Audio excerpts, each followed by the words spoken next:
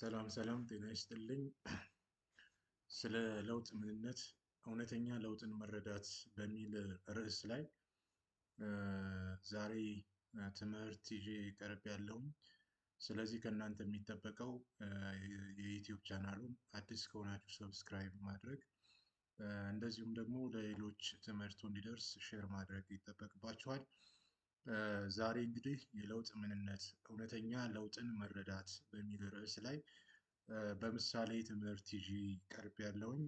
እውነተኛ ለውጥ ለማምጣት ትክክለኛውን ነገር ማግኘት ፈታኝ ነው። መሪዎች ለሀገር ወይም ለተቋማት ለውጥ መልካም አጋጣሚዎችን፣ ስጋትን ወይም ከባቢያዊ ለውጥን ማምጣት ላይ እርግጠኛ መሆን አለባቸው። አንድን ለውጥ ለማምጣት ሲያስቡና ሲዘጋጁ ማለት ነው። ለውጥ በራሱ ሂደት እንጂ የአንድ ጊዜ ውጤት ብቻ አይደለም። ኮንቲኒየስ የሆነ ኢምፕሩቭመንት ይጠይቃል። ስለዚህ አንድ ጊዜ ብቻ የሚመጣ እና የሚቆም አይደለም። እውነተኛ ለውጥ የሚታይ የሚታመን ቀጣይ የሆነ የሰብአዊ ማንነትን ከቁሳዊ ማንነት ጋር ያዋሃደ ማለት ነው። እንግዲህ ለውጥን ስንመለከት ማለት ነው። በምሳሌ ስንመለከት እንግዲህ የፈላ ውሃ ምሳሌ ለለውጥ ምሳሌ ይሆናል በሚል በተወሰነ መንገድ ያስረዳል በሚል ማለት ነው ይዤ ቀርቤያለሁኝ። ስለዚህ የፈላውን ውሃ ምሳሌ ስንመለከት የለውጥ ምንነትን ለመረዳት የሚከተለውን ምሳሌ መመልከት በቂ ሊሆን ይችላል። ሌሎች በርካታ ምሳሌዎችም ሊኖሩ ይችላሉ። እንግዲህ በሚነድ እሳት ላይ ሶስት የውሃ ማፍያ ብረት ድስት ውሃ በመጨመር ውሃውን አፍልተን በውስጡ የሚከተሉትን እንጨምራለን።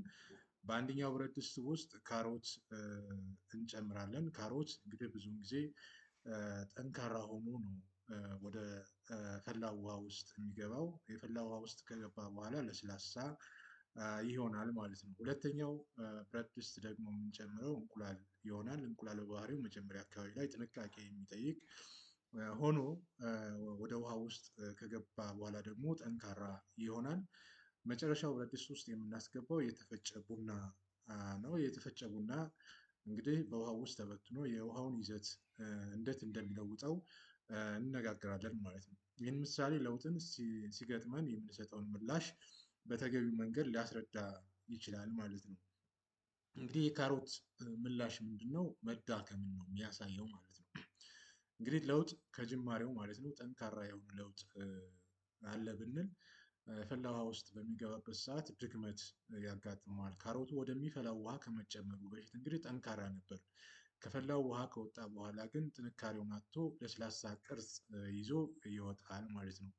ካሮቱ የፈላውን ውሃ በአይነትም ሆነ በመዋቅር መቀየር አልቻለም። የፈላውን ውሃ ላይ ምንም አይነት ለውጥ አላመጣም። በራሱ ላይ ነው እንግዲህ ጠንካራ የነበረው ካሮት ለስላሳ እና ልፍስፍስ የሆነው። ይሄ የሚያሳየው መሪ በጣም ደካማ ወይም ተስፋ የሚቆርጥ ከሆነ መጨረሻው መሸነፍ ነው የሚሆነው ማለት ነው። ስለዚህ የጥላቻን፣ የቂመኝነትን፣ የመከፋፈል መንፈስን ታግሎ ማሸነፍ ትኩረት ማድረግ ያቅተዋል ማለት ነው። ስለዚህ መሪ እንደ ካሮቱ አይነት መሆን የለበትም የሚለውን በቀላሉ ያስረዳል ማለት ነው። አንድ ለውጥ በሚስተናገድበት ጊዜ ማለት ነው። ሁለተኛው የምንመለከተው የእንቁላሉ ምላሽ ነው። መጠንከር ነው የእንቁላሉ ምላሽ የሚያሳየው ማለት ነው። ከለስላሳነት ወደ ጥንካሬ ነው የተለወጠው። እንግዲህ እንቁላሉ ወደሚፈላው ውሃ ከመግባቱ በፊት ውስጡ ለስላሳ ነበር። ከሚፈላው ውሃ ከወጣ በኋላ ግን ውስጡ ጠንካራ ይሆናል። መጀመሪያ ለስላሳ እንቅስቃሴ የምናደርግ ከሆነ መጨረሻችን በጣም ጠንካራ ወይም አምባገነን እና በውስጣችን ምቾት የማይሰማን ደረጃ ላይ እንደርሳለን። እንቁላሉ በሚፈላው ውሃ ውስጥ ሆኖ ጠንካራ እንደሆነ ሁሉ የእኛም ልብ በሌሎች ላይ ጠንካራ ይሆናል። ጥሩ የሆነ አቀባበል ሳይሆን ጥላቻን እናበቅላለን ማለት ነው። ስለዚህ አንድ መሪ በተለይ ደግሞ የዚህን የእንቁላሉን አይነት ባህሪ የሚይዝ መሆን መቻል የለበትም ማለት ነው። እጅግ ጥንቃቄ የሚያስፈልገው እንደሆነ በተገቢ መንገድ መረዳት ያስፈልጋል ማለት ነው። ሶስተኛው እና በተገቢው ማየት ያለብን የቡናው ምላሽ ነው። የቡናው ምላሽ በትክክለኛ መለወጥ ምንነትን በተገቢው መንገድ ያስረዳል ማለት ነው። እንግዲህ መሆን ያለብን እንደ ቡናው ፍሬ ማለት ነው። ይህም ደግሞ ውሃውን ለውጦታል ማለት የፈላውን ውሃ ለውጦታል። የፈላው ውሃ የቡናውን ዱቄት እንግዲህ አልለወጠውም። ማለት ልክ እንደ ካሮቱ ለስላሳ ወይም ልፍስፍስ እንዲሆን አላደረገውም። ወይም ደግሞ እንደ እንቁላሉ ቀድሞ እንደነበረው ልል ባህሪ ማለት ነው ጠንካራ እንዲሆን አላደረገውም። የቡናው ዱቄት ግን ምን አድርጎታል? ውሃ ውስጥ በመዋሃድ ማለት ነው ለውጦታል እና አዲስ ይዘት ነው የተፈጠረው። ውሃው በቡናው ዱቄት ምክንያት የተለየ ሆኖ ማየት ተችሏል ማለት ነው። ማሽተት እና መጠጣት ተችሏል ማለት ነው። እና እንግዲህ የመሪ ምሳሌ አንድ መሪ መሆን ያለበት የቡናውን ዱቄት ምሳሌ ነው መሆን መቻል ያለበት። ከባድ የሆነን ነገር ወደ መልካም ነገር መለወጥ ልክ እንደ ካሮቱ መሸነፍ ወይም ደግሞ እንደ እንቁላሉ ጠንካራ ሆኖ አምባገነን መሆን መቻል ሳይሆን ልክ እንደ ቡናው ማለት ነው ተገቢውን የሆነ ምላሽ በመስጠት መለወጥ መቻል መለወጥ መቻል ያስፈልጋል ማለት ነው። እንግዲህ የህይወት ፈተናዎች አሁን ስለ ህዝብ የምናስብበት ጊዜ ላይ ነን። የህዝብን ህይወት መምራት በጣም አስቸጋሪ ነው። ህይወት ለሁሉም ሰው ምቹ አይደለችም በጣም አስቸጋሪ ነች። የምንፈልጋቸውን ነገሮች ሁሌም እኛ እንደምንፈልገው አይሆኑም። በምንሰራውም ስራ ሰዎች ባለመርካታቸው ተስፋ አይሰጡንም ማለት ነው። እንግዲህ ጠንካራ የሆኑ ጉዳዮች በሚያጋጥሙን ጊዜ ምን እንሆናለን?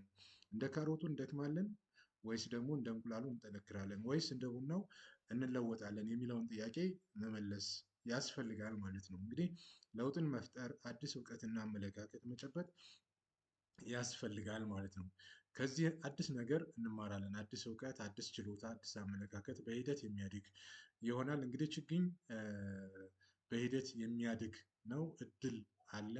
ኃይለኛ እና ዝቅተኛ ንቃት በሂደት የሚያድግ ነው የሚሆነው እና በዙሪያችን ያለውን ሀገራችን እና ዓለምን የተሻለ ማድረግ ከዚህ ትምህርት በመውሰድ ይቻላል የሚል ይሆናል ማለት ነው።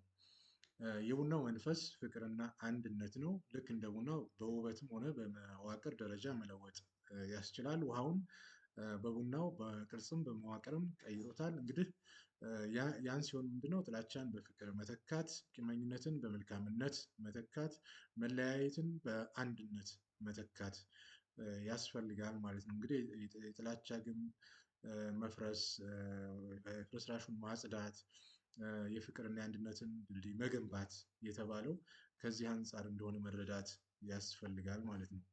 የቀጣይነት ቁርጠኝነትን ስንመለከት ውጤታማ እስከምንሆን ድረስ ይህንን መድገም ይኖርብናል በምናደርገውና በምንሰራው ነገር ሁሉ ማመን ያስፈልጋል ማለት ነው። 100% እምነት ሊኖረን ይገባል በምናደርገው ነገር ሁሉ ማመን 100% ትዕግስት ለውጡን በትዕግስት መፈጸም ያስፈልጋል። እንዲሁም ንቃት ጠንካራና የተሻለና ንቁ ሆኖ መገኘት ላይ ትኩረት ማድረግ ያስፈልጋል። ከባድ የሆነብንና ችግር የሆነብንን ነገር ለእኛ እንደ መልካም እድል በመጠቀም እና በመለወጥ ጠንካራ የተሻለና ንቁ መሆን ይገባል። የምንፈልጋቸው ነገሮች ልክ እንደ ካሮቱ ወይም እንቁላሉ ሊሆኑልን አይችሉም። ነገር ግን ቡናውን መሆን አለብን የሚል አመለካከት እንዲኖረን ለማድረግ ያስችላል ማለት ነው።